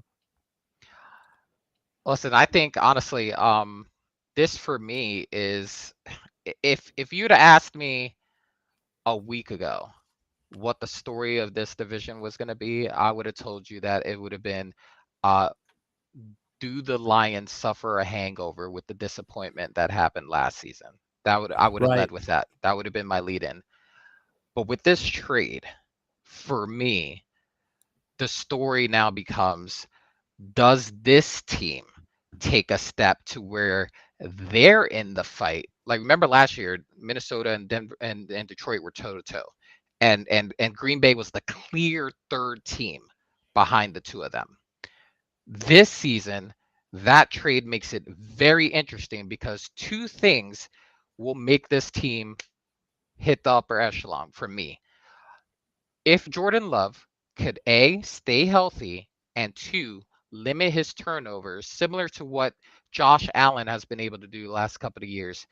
If he can do that, stay healthy and not turn the ball over, that defense is going to be a problem. They have a guy who can rush the passer to the level where it can wreck games. And what Yeah. that does is it gives guys like Xavier McKinney, who was already a ball hawk, like first half of the season, he was the best defensive back in football. First half of the season, he was on pace to have like almost double-digit interceptions, and it just made me more and more upset that we just let him walk at the end of the season. We just let him go. Yeah, Barkley, sure. McKinney too, absolutely. Furious. I was actually more Story of your upset life. that they let McKinney go than the Barkley thing, because it was the whole like the value of the running back and what were we willing to pay, whatever. Um so for me, that's just going to give that secondary more opportunities. And I think they have a little bit more trust in the secondary now with Jair Alexander gone. I think they just know what they have as far as that group with Nixon and Nate Hobbs and Bullard in the slot. I think they just have a little bit more confidence. And now they don't have to be they don't even have to be like super locked down. Like if they can rush the passer with just their front four, you got Rashawn Gary on the other end. So that means there's an opportunity here where you can have two double-digit sacks in your front four. And if that means if you don't have to blitz and you can get home with just those four, oh man, the secondary is going to have a field day. So now it's going to be becoming on the offense to not turn the ball over, right? And not give short fields that the defense has to bail them out on. If they could just be consistent on offense, this team could be a problem. They can move. They can be like this. It could be Lions, and then, depending on how you feel about McCarthy, you may slide the Packers in at second for the division with this move. Yeah, and I mean that's the thing, right? Is like I also think that Detroit has a really big Ben Johnson question that they have to answer. I I really do. And so if Green Bay is everything that everyone is saying they are, and what you're saying with this defense, like you're preaching about this defense, and I'm about to bet them, 17-0. I there is a window open for Well, them, not even to get second in the division, but they could quite possibly leapfrog Detroit if that Ben Johnson question is as like big as everyone seems to think it is. So yeah, I kind of jumped right into the Packers. That was our storyline section. But since we were talking about the Packers anyway, we'll just quickly go here. 11-6 last season, 9.5 wins is their total. 1.5 less wins than they had last year. That's really curious to me. 18-1 to win the Super Bowl. Is there anything else before we just jump right into the schedule? Is there anything else that you have on this team? just one thing. I think with Christian Watson being off and on the field as far as health is concerned, if Mm-hmm. he comes back even remotely healthy this year, his speed and Matthew Golden's speed and the versatility of Jaden Reed is a problem. An absolute problem. I think Dobbs and Wicks can be really good red zone threats. Tucker Kraft, same thing, red zone third downs. But if they have two burners on the side, and then you got Jaden Reed in the slot, just maneuvering with his complete, like his massive agility on how he moves in and out of, bro, that offense could be a real problem if they got all those guys healthy. That's the last thing I'll say Yeah. about it. Yeah. 100%, man. I can't argue with that. Let's just go right into the schedule. And there's a whole other piece. Like, we don't have time to dive into it today, but like, just because, we're at 90 minutes and we got like 2 other shows this week. So maybe, and I know this happened last week and it's kind of old news now, but maybe be before the Eagles and Cowboys game. We'll talk about this a little bit, but this is the whole Cowboys piece to this. That just like, it's just like, like, Yeah, yes, I hate you as a football team. However, like, what is going on over there, man? yeah, And Dallas too. Like, it's valid. I would not compare this to the Luka Doncic trade. They are different. However, I would compare it in the sense that one city just traded away 2 Golden Boys in the span of a calendar year. Like, It is it's hard to just, be a Dallas sports fan right it's now. crazy, man. It is Really crazy. hard. That's a whole other. All right, just talking real on the fly. My computer's giving me trouble, so let me just pull up this schedule on my phone. Oh, maybe it's cooperating with me now. If anyone wants to DM me and contribute to a Mark Sauter new laptop fund, I would appreciate it. All right. Regular season, right off the bat. Like, there's so many good week 1 matchups that I think they're kind of playing their cards a bit too early here. But anyway, I already complained about that. Lions home against Detroit week 1. Week 2, a playoff rematch again. No. Did they play the Commanders in the playoffs? No, they didn't. That was Detroit. Never That's mind. Detroit. Commanders at home. So right off the bat, Lions at home, Commanders at home, on the road against the Browns, on the road against the Cowboys. Right off the bat, to me, that's that 3-1. They're at home against Detroit. If they can find a way, 4-0. Like, that's a pretty. I know Detroit's a tough team, and Washington, it remains to be seen really what they are. I definitely like the Packers defense more than I do the Commanders. So I mean, I can see a world 3-1, 4-0 here, no problem. They have a really early bye week 5. Then you have the Bengals in Arizona, in Pittsburgh. I think those 2 losses, let's say that they beat Detroit week 1, I think their first 2 losses are Cardinals and Steelers. I think on the road, I really like that Cardinals defense. I think that's going to be tough. Now, Kyler Murray against the Packers defense, that's a whole other conversation. And then against the Steelers, I can't remember what we did with the Steelers, if I gave them the win or the loss here or whatever, but I think that could very well be 2 losses there. Beating the Panthers week 9, week 10, the Eagles, week 11, the Giants, which again, like, I like the Packers offensive pieces. I don't love it. By that time in the season, about halfway through, we're going to know what that Giants defense is. And I think it's going to be really good this year. And if it is, then on the road in New York in mid-November. Tommy Cutlets went in there and we won a game. Okay. So Ah.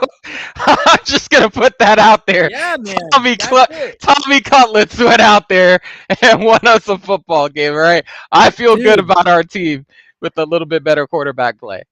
Dude, that's it. So by that time, I already do think, though, they're at, like, okay, again, just to go through it, I think 1, 2, 3, 4, 5, 5-2, 6-2, 6-3.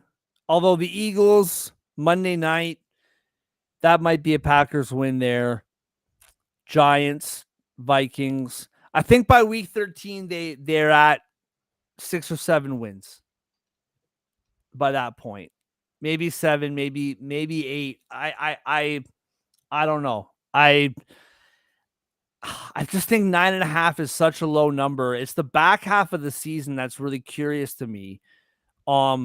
Because week 13 Lions, week 14 Bears, week 15 Broncos in Denver, 16 in Chicago, 17 home to the Ravens, week 18 in Minnesota.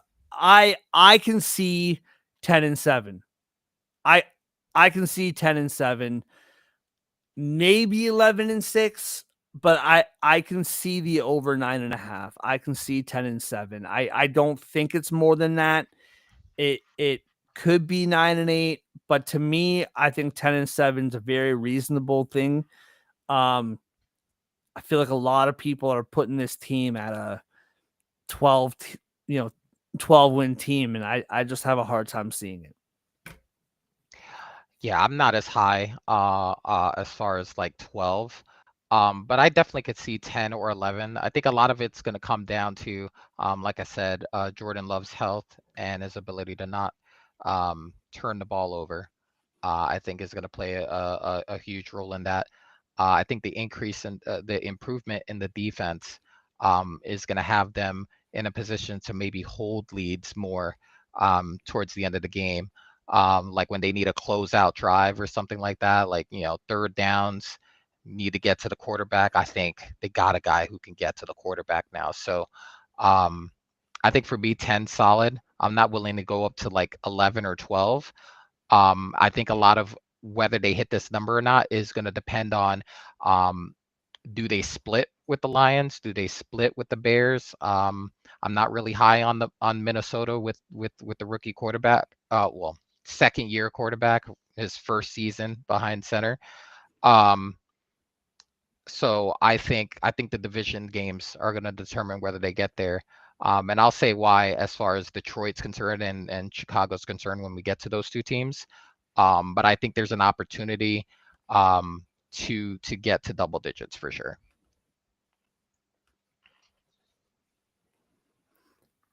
Yeah. So with that, let's move on. And I'm curious to the Detroit.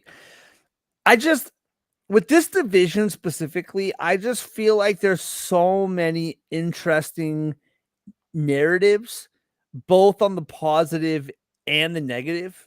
And with Detroit, what they've done, um, oh, sorry. You know what? There's one last thing I wanted to say about the Packers. I want to say this, as a hockey fan, I feel like this is necessary to point out, even though it's probably not and nobody cares. Jordan Love, I really appreciate what they have done with him. I really appreciate drafting him and letting him sit behind one of the best quarterbacks to do it Agreed. for 4 years and then to give him a shot. I think there's so many quarterbacks whose careers are like unsalvageable, because they just get thrown right to the wolves, or in the Packers case to the Lions. Nice. uh, but thank you.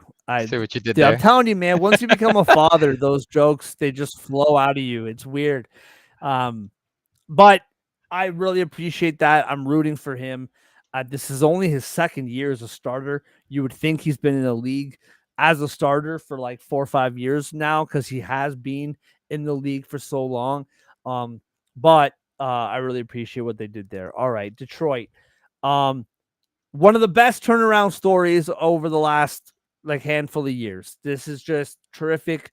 The abysmalness, which not a word, but the abysmalness of this team, the abyss that this team was in for Valid. so long, and they've just turned it around over the last few years, and they've straight up phenomenal.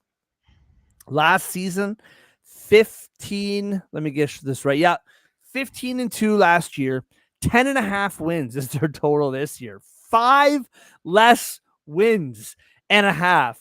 Or I guess 4.5 less wins. Is their total plus 850. What do you got for the Lions heading into Sunday? Listen, I think their offensive line will take a step back. They've it's still going to be good. It's still going to be above average.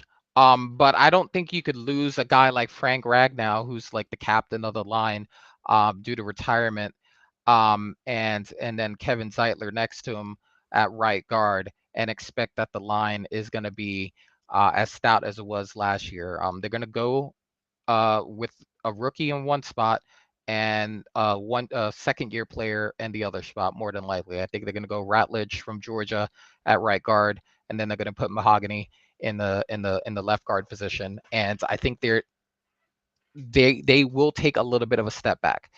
Um, you still have one of the best run blocking right tackles in the league in Penei Sewell, so they're still going to be able to run the ball. I worry about pass protection a little bit. Um, I think like you said, the transition in the new play caller and a new offensive coordinator is going to be very interesting. I want to see what they do with Jameson Williams this season as far as his touches.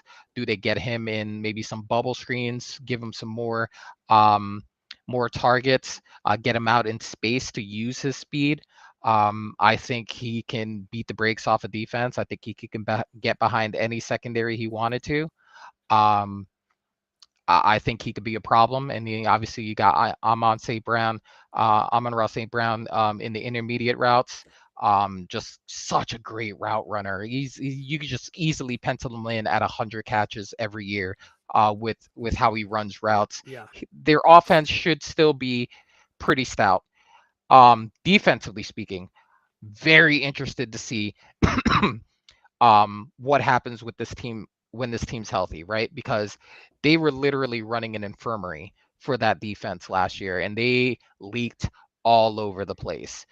They won games with the strength of their offense and just holding the ball with their two running backs, but we got Aiden Hutchinson coming back. We drafted Tyleek Williams. He's going to man one of the defensive tackle positions. They re-signed Davenport, which is a low-key, underrated move. Got him on the cheap because he was injured last year. They're hoping he can get into that 9 or 10 sack area to give themselves a chance at having a pass rush with just 4 guys. I think the really key position here is DJ Reed taking over for Carlton Davis there on opposite Terry and Arnold. I think that's going to be a key part there. See if he's the guy that can man that other side. Because I know Terry and Arnold's going to be good. Kirby Joseph is a ball hawk. Robertson, who they I think picked up off the street yesterday. He's one of those people that they picked off the street and really played well with them under short notice. And played really well for them. So I think he'll be solid. But DJ Reed, keep an eye on him on that secondary to see if they can see if they can lock in. They had one of the best DCs in football and in Aaron Glenn, and he's now coaching the Jets. He played corner. He's a secondary guy. I'm going to be very interested to see this defense without Aaron Glenn. Yeah. And I think, first of all, having DJ Reader and DJ Reed is insanely confusing. I don't know if I would not draft both of those players just for the sheer confusion of it all.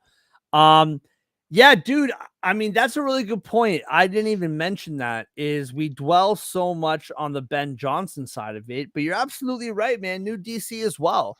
And I know it's a different situation. I'm not comparing it one for one, but we saw this with Philadelphia a couple of years ago, man. You go to the Super Bowl, you lose. Both of your DCs go out. 2 new DCs come in, and they're both out by the end of the season.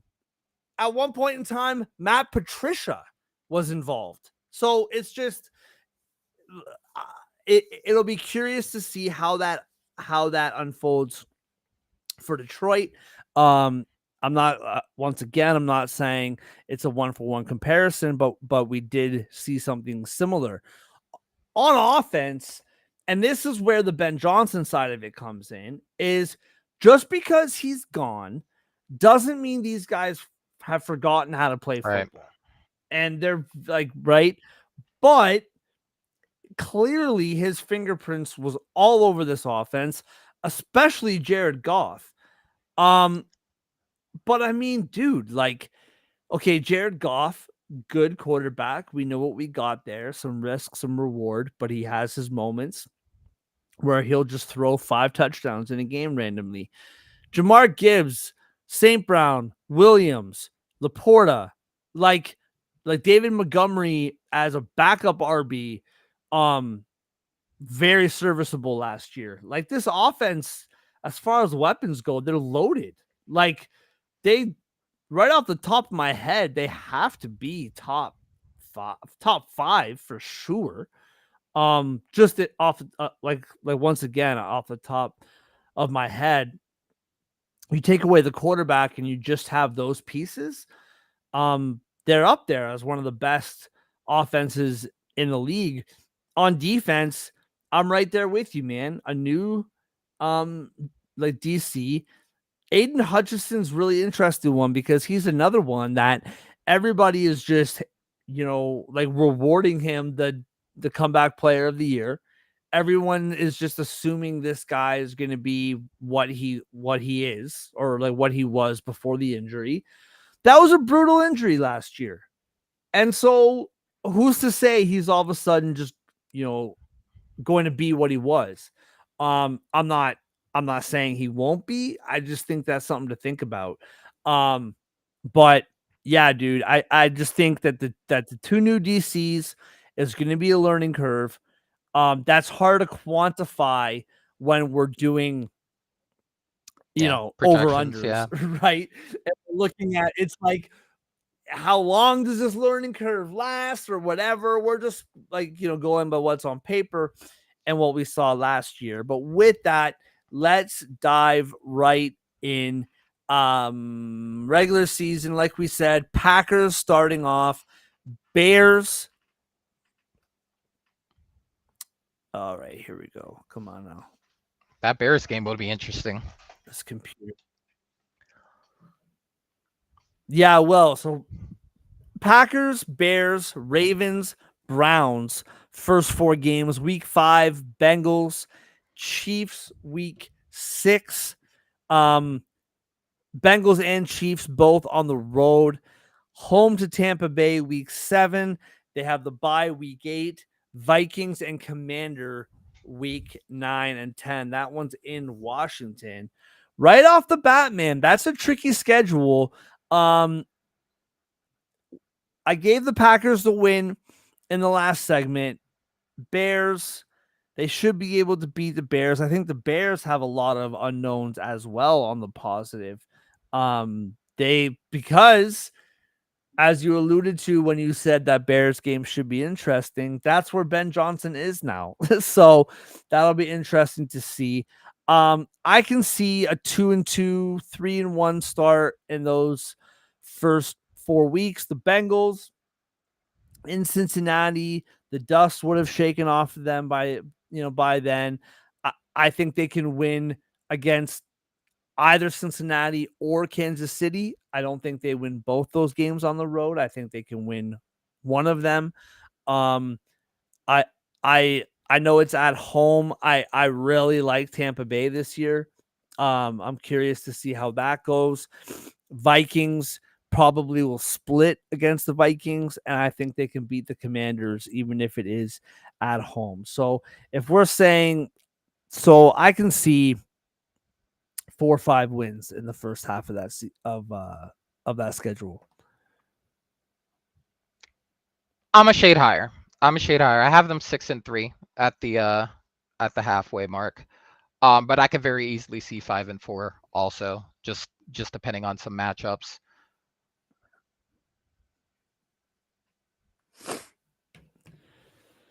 For sure. Yeah, for sure. Week 11, Sunday nighter. This will be a fun one in Philly. Then week 12 against the Giants. Week 13 against the Packers. That's a pretty tough 3-game stretch. I think playing the Giants in Detroit, I think is a good position for them, and being home to the Packers. And again, probably splitting against the Packers. If the Packers win week 1, I feel like the Lions will win in week 13. So you can put them down 2-1 in that spot, maybe 3-0. I think the Eagles win that game at home on Sunday night. Then so you can put them 2-1 for me, and then Cowboys 3-1. You're in LA. And then you take on the Steelers, Vikings, Bears. I like this over. I'm looking at about 11 wins, maybe 12. I think they will clear the 10.5, just because, like, forget like whatever DC, like new DC, new OC, new this, new that, players changing, schedule, going through the schedule, blah blah blah. Are they 4 or 5 wins or 5? What am I trying to say? 5 losses worse this season than last year? Yeah. Like even if they regress, are they going to regress 5 less wins? I just feel like that's a stretch. Like, we take away all this analytical whatever, I just feel like they're not going to lose 5 more games than they did last year, are they? For me, yeah, I think anytime a team gets into like that 14, 15 area, it's like, oh, well, wow, that's pretty good. And I don't think anyone thinks that that's like the norm. We'll say that's like on the higher, like if everything goes right, you could potentially get Right. there. And the crazy thing with them was that everything didn't go right with them. They lost their best defensive player pretty early into the season, so it was kind of like making patchwork of a defense to get to where they finished that. So it was actually yeoman's work that they were able to get there. But obviously they had their OC that's been there a couple of years. They had their DC that's been there a couple of years. They had continuity, but they were just patching the defense together, and the Band-Aid broke, and Washington took advantage of that, and good on them for doing so. But yeah, I'm inclined to agree. I have them 11 or 6 or better. I think 11-6 is a solid number. I'd be pretty comfortable in taking that, just because while I think they regress, as far as the line's concerned, their defense, as long as they're healthy, um, that Yeah. that should make Yeah. it should balance itself out to where they should still win the North and also carry their number.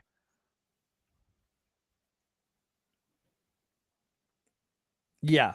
100%. 100%. All right. Let's move on to the Minnesota Vikings, another team that I'm really curious about. Yeah, let's just get through it. Like, we're talking about regression. This team was 14-3 last year with Sam Darnold as their quarterback.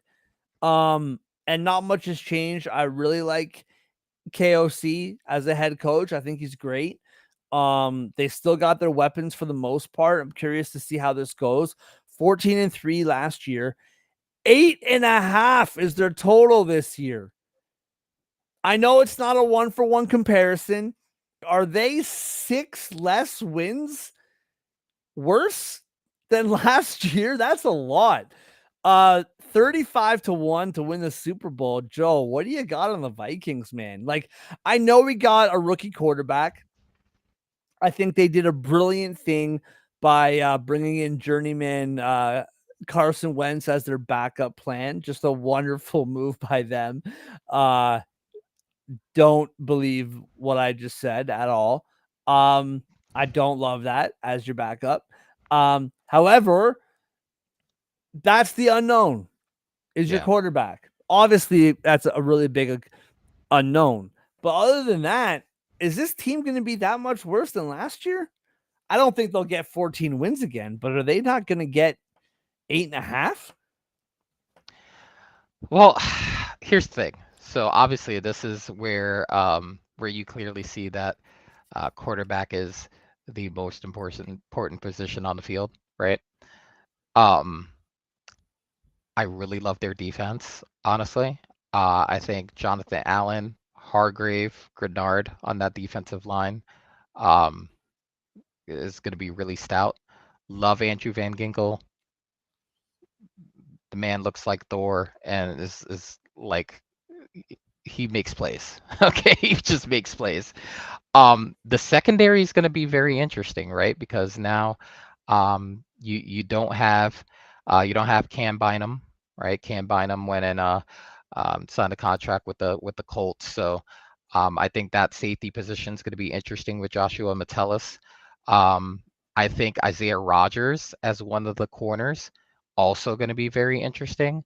I think he's shown kind of like um he's shown some promise. You should know him very well, as he spent some time with the Eagles last year. Yep. Yep. Him starting though, that's a whole different deal.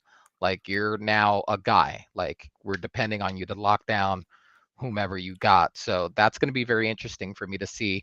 Byron Murphy just got paid, so he's got to be feeling pretty good about himself. I think the defense should still be solid. Uh, Offensively speaking, that wide receiver room has gone through it. Has gone through it so Yes. much so that they were Yes. willing to give up assets to bring back Adam Thielen just so that they could fill the roster because they're not going to have Addy for I don't know how long his suspension is for. I don't know, 4 or 6 games. Yeah, It's still a something like chunk of that. time not to have him. So and you got a rookie quarterback, pretty much a rookie quarterback in there. What I will say is their saving grace, they're going to have a top 10 offensive line. All right. Really big fan of the offensive line. Love Donovan Jackson that they have that's going to be starting at left guard. I think Brian O'Neill and Christian Darrisaw are one of the top-notch bookend tackles that you can have. Ryan Kelly that they got from Indianapolis. I think getting him out of that environment, whatever was going on over there, and putting him in this environment with KOC, I think is going to rejuvenate him, being that he just turned 32 recently. Um, I How many balls is Justin Jefferson going to catch? 150? Because Yeah. at this Right. point, he's gonna be like easily 15 targets a game, at least to start the season. Um, who's JJ McCarthy? Last time we saw him, he got hurt in the preseason. Last time we saw him really, really play football. He won a national championship. So if he translates, if you trust KOC as a quarterback whisperer, if you saw enough from him to resurrect Sam Darnold into who he is now, do you then place that same trust in him for JJ McCarthy to run this into an 11-6 team off the rip? I think it's going to be rough early because of the injury to the pass catchers. Yeah. That's going to be the telling sign is how does he do early? He's going to have a hell of a line, and he's got a hell of a running back tandem in Aaron Jones and Jordan Mason. Maybe they lean on the running game a little bit more to start the season just to take the pressure off of him. I think early we'll find out where this team is at. Can they survive that early problems with the wide receiver room? Yeah, 100%. Where are we at here? Again, my computer. DM me at Solder on Sports to contribute to my laptop fund. Can't even find them here. All right, here we go. Oh man, that's brutal. That is brutal. Yeah, dude. So Bears to start the season on the road, home to the Falcons. That's a Monday nighter against the Bears. Home to the Falcons, home to the Bengals, as my page just randomly resets. Home to the Bengals, in Not really home Pittsburgh, games. in Cleveland. Those aren't really home games, brother. I see 9:30 tip. I know exactly what that is. Oh, They're yeah, in some true. other country somewhere. They're in Ireland, I'm pretty sure. Yeah, 2 back-to-back out-of-country games, mind you, against the AFC North. Yeah, I missed that on all the other ones too. So one of them's in Ireland, I'm pretty sure. I'm assuming the other one is in London, is my assumption. Then they have a bye week, so that's good, kind of reset. Then they're home to the Eagles, in LA against the Chargers, in Detroit against the Lions, home to Baltimore, home to the Bears, in Green Bay, in Seattle. Like, the more that I look at the schedule, man, maybe this 8.5 number is spot on, dude. Like I don't know, man. Bears, Falcons, Bengals, back to back in Europe against Steelers and the Browns. Let's say they sneak 2 wins. Let's say, for argument's sake, they sneak 2 wins out of that stretch, right? 2 and 3. Then you got Eagles, Chargers, Lions, Ravens, 0-4. Maybe 1 and 3. I think that's a brutal stretch. And your only 2 home games of those 4 are against the Eagles and the Ravens. You're not winning both of those games at home. You're going to lose at least one of them. And I think the Chargers would be a tough matchup. And then the Lions. Then the Bears on the road against the Packers and Seahawks. You'll probably split against those 2 teams, right? The Bears and the Packers. You'll probably split. But even there, I think that Seahawks matchup is tough. And then the Commanders at home, in Dallas, in New York against the Giants, home to Detroit, home to Packers to wrap up the season. The more I look at it, man, especially with what you said about the suspensions / injuries to the pass catchers, rookie quarterback, it has to be under the number. It has to be. I'm literally at 8 and 9 with them. Just mapping it in my brain, like I'm none. Exactly 0-17. I'm exactly at 8 and 9 with them. Oh, you are. Oh, okay. Okay. Yeah. I thought you said none. I was like, yeah, they're 0 not winning wins? a single game. Woo. Yeah, no, Woo. I definitely have them 8 and 9 is probably the max I would put them in. because I have them. I think I had them 6-6 um at after the Seahawks game. And then the next 5 games is just brutal stretch right there. And I have them 2-3 in that stretch. Jordan, why you gotta bring up the Leafs, bro? Like Vikings gonna hurt their fans. They make the Maple Leafs pain look like nothing. Like, why do you gotta bring the Leafs up in this? That's so uncalled for. They caught a stray. They had The Leafs no catching strays. they had no Oh, reason to catch dude. that stray. They're just chilling, man. They're just chilling, catching strains. More importantly, I'm just chilling. Trying to talk football. You got to bring me down with that. All right, man. So my apologies to the Chicago Bears and their fan base. If you're a Chicago Bears fan watching, my apologies go out to you. We've been running long. We're not going to take a whole bunch of time. I think the Bears are very interesting. I think they do deserve more time than we're able to give them. Again, there's 2 more shows. Like this week, maybe we'll carve out a little time to talk a little bit more about the Bears. But quickly, give me your overall thought about the Chicago Bears, and then we'll move on to the schedule. Yeah, honestly, I think the defense could be solid as long as they're not exposed. I think they're going to go to more of a run-based offense there to kind of like take the pressure off of Caleb Williams, have a little bit more balance.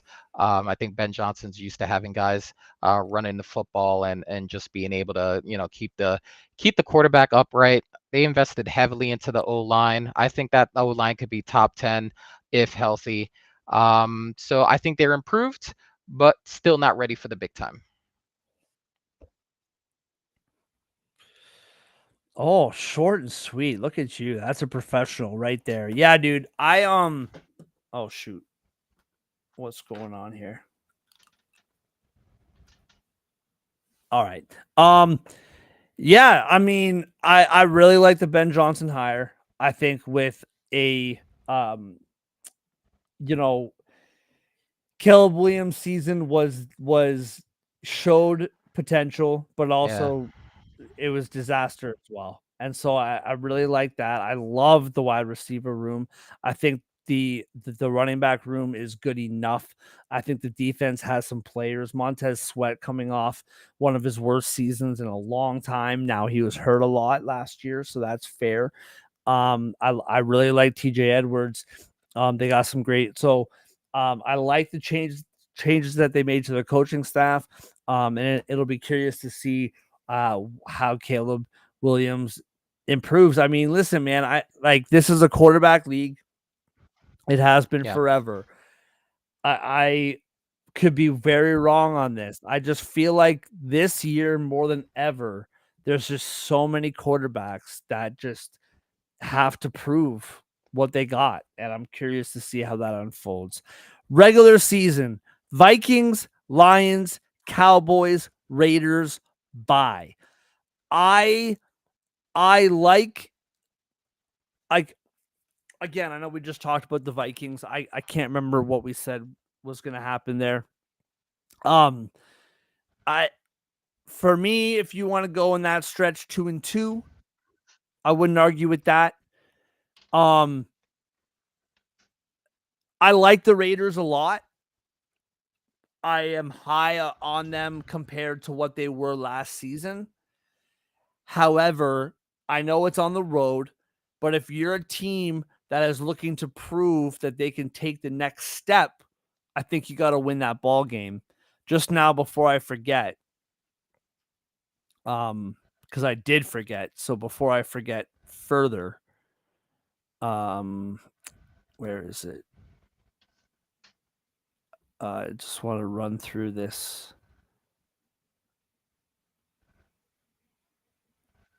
Real quick. 5-12 last year, 8.5 is their total. 35-1 to win the Super Bowl. So 8.5 is their total compared to 5-12 last season. Okay. Then you have the bye week 5.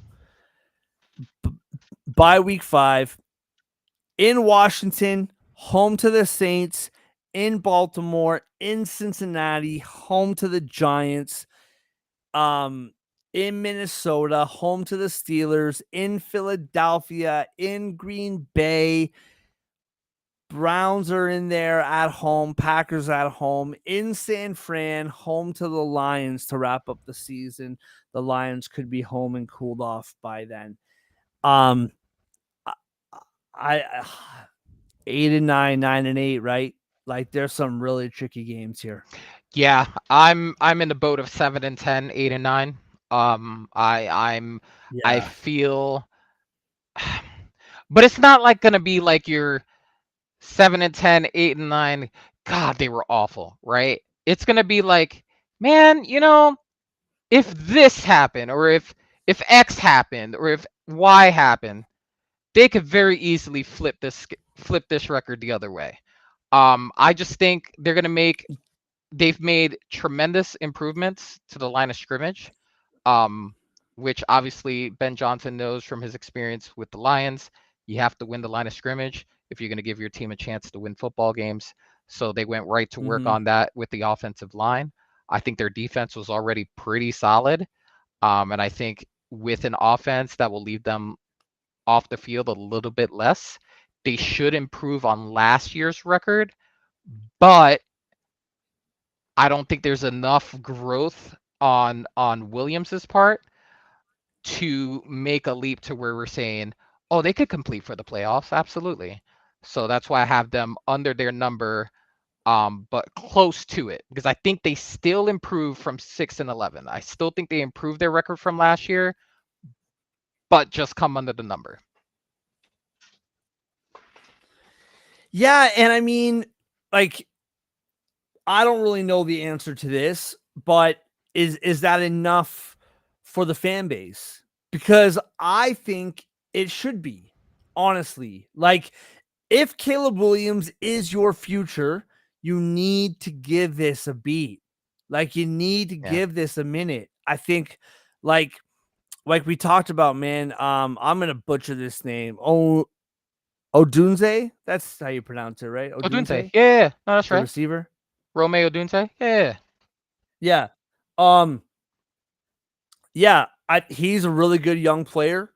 DJ Moore is not like young, but he's still got some time left here. Colston Loveland, Komet, Yeah. both young guys. I believe Loveland is a rookie Michigan rookie. which Yeah. I'm not saying this based on my own eyes, but by all accounts, this guy's a beast. Like he's got a Yeah. lot of potential. So in my mind, if you can put together 2 or 3 more wins than last year, and you miss the playoffs, I think that's a win. And you just gotta wait Yeah. 1 year with Ben Johnson, see what happens, and just move on from there. Yeah. I think they just want to see year 1 to year 2 that Caleb could be the guy, right? Because Yeah. early they were very surprising. They came out of the gates hot, and it was like, oh, wait a minute, could they be a team? And then I think it just fell off the rails after that Washington game. After that Hail Mary, and Tyreek Henderson or Stevenson's like Oh, bro. over here hanging out with the fans, telling them about themselves, and then comes in and hits the play right into the wide receiver. Like it just went downhill from there. And evidently there was problems in that building before that, and they were just overcoming it at the beginning. But I think that season went off the rails from that forward. So that's why I say they're not far away from being a solid team with the improvements they made. They're just not. They just want to see that Caleb could be the guy. That I think if you can go 6-11, 7-10, 8-9, somewhere in there, and see that Caleb could be a guy, you could live with that. Because that That division is tough. Tough. it is, and they're playing the AFC North and like the East in the NFC, right? That's a tough draw. That Hail Mary was the 18-wheeler heard around the world. Like, as soon as that happened, the 18-wheeler just went off a cliff, bro. Crazy. That was tough. The press conference afterwards with Eberflus was worse than the play, I think. Oh, dude. Yeah, that's insane. But Oh man. listen, everybody, thank you so much for joining us, sticking with us through this whole show, all of the season previews. This is a brand new podcast. You may know me from Pucks Across Borders on Total Apex Sports. You may know Joe from his work with Gabe and different shows and Assortment of platforms. hosts. Assortment. Yeah. So maybe you're here because of that. If you're not and you just began watching the show, you like the show, the numbers have been encouraging. So thank you guys all for joining us.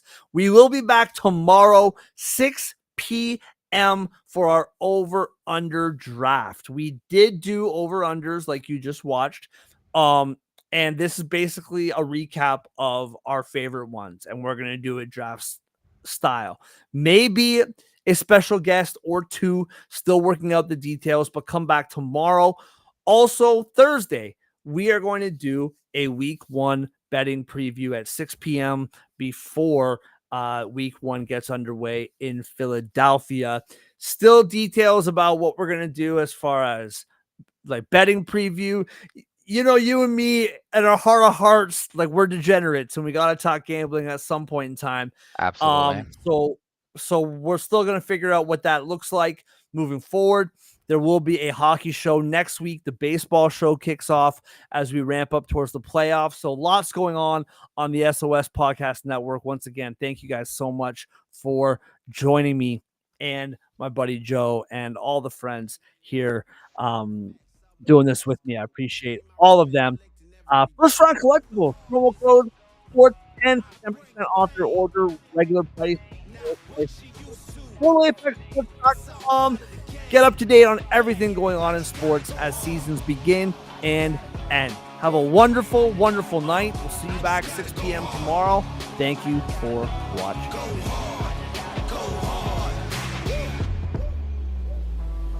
Go hard.